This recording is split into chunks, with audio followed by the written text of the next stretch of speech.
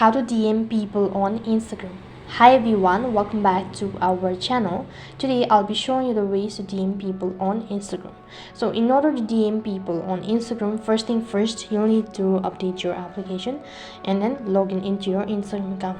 So in order to DM people, first of all, go to the search bar. You'll need to look for their profile, so just go ahead and tap the search bar. So let's go with this one. So once you've done that, you can see here's the message bar, so just go ahead and tap the message. And once you tap on the message, so as you can see, if you type in the message, tap the send button, the message will be directed to its request page. So there it's gonna be directed.